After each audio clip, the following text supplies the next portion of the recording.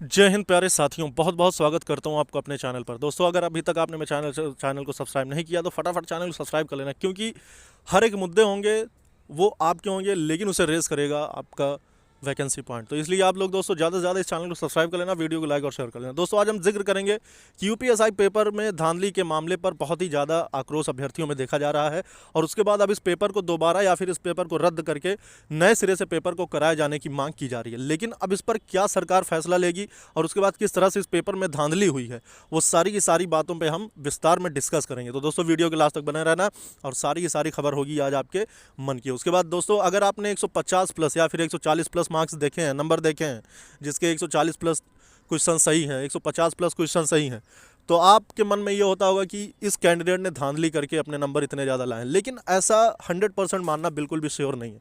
लेकिन फिर भी धांधली हुई है, तो फिर वो किस तरह से हुई है और क्या हुआ है, सारी की सारी चीज़ों पे हम डिस्कस कर रहे हैं।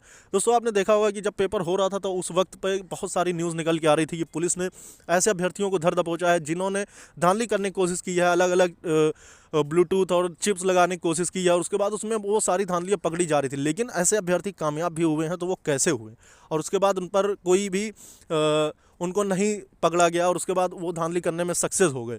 तो ऐसे में आज सारी की सारी बातों में हम डिस्कस कर रहे हैं। दोस्तों, आपने कुछ दिन पहले देखा होगा यूपी टेट पेपर लीक मामले पर क्या हुआ था।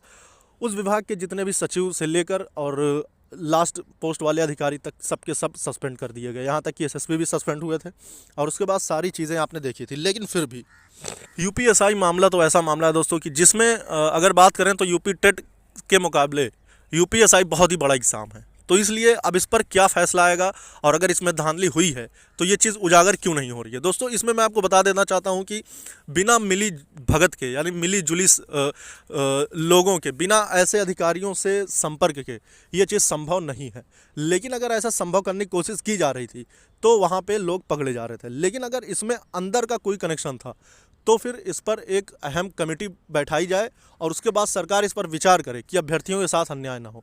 लेकिन दोस्तों, अगर 140 130 ये नंबर लाना, ये अपने आप में बहुत ही बड़ी बात है, और इसका लेकर हर अभ्यर्थी अब आक्रोश में है और वो इस पर न्याय चाहता है। तो अब इस पर सरकार को एक अहम फैसला लेना होगा।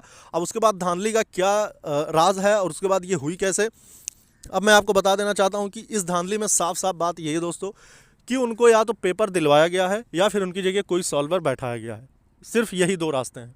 और उसके बाद अगर बात करें पेपर पहले से जानकारी की, तो दोस्तों पेपर की पहले से जानकारी की खबर तो अगर ऑनलाइन पेपर हो रहा है तो ये चीज़ संभव नहीं है। लेकिन बाहर से कनेक्शन जोड़कर उसको पेपर दिलवाना ये आसान है, और बिल्कुल 150 160 में 160 इस तरीके से हो सकते हैं। तो इसलिए अगर ये चीज़ हुआ है तभी 160 में 160 संभव है, वरना 160 में 160 करना कोई भी कितना भी टैलेंटेड हो, कहने के लिए तो बातचीत जब हुई तो कहने वाले ये भी कह रहे हैं कि 160 में 160 वही कर सकता है जो बहुत अपने आप में धुरंधर हो, टैलेंटेड हो। लेकिन दोस्तों, 160 में उस टाइम में, यानी 120 मिनट में, वो भी एग्ज़ाम हॉल में, ये अपने आप में बहुत ही बड़ा टास्क है, और ऐसा कर पाना ये सबके बस की बात नहीं है। और सब के बात करें तो दोस्तों, सबके मतलब कोई नहीं कर सकता। 140 145 भी अपने आप में एक हद है। तो दोस्तों, इस चीज़ का लेकर अब मुद्दा उठ चुका है, तो अब इस पर कोई ना कोई फैसला ज़रूर आएगा। लेकिन बात कर लेते हैं कि क्या भर्ती अब ये कोर्ट में जाएगी।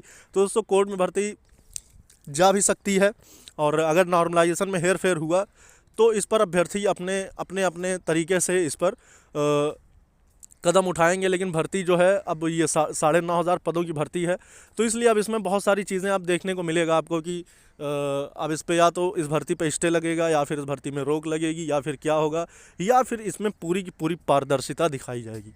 पारदर्शिता का मतलब दोस्तों कि कोई भी अन्याय नहीं होगा, और अगर कोई अन्याय होगा तो उस पर सरकार अहम फैसला लेगी।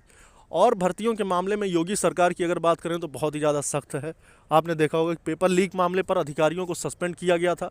तो इसलिए अगर योगी सरकार है राज्य में तो फिर ये चीज़ें संभव हैं, और उम्मीद करता हूँ कि इस पर राज्य सरकार अहम फैसला लेगी और अभ्यर्थियों के साथ न्याय करेगी।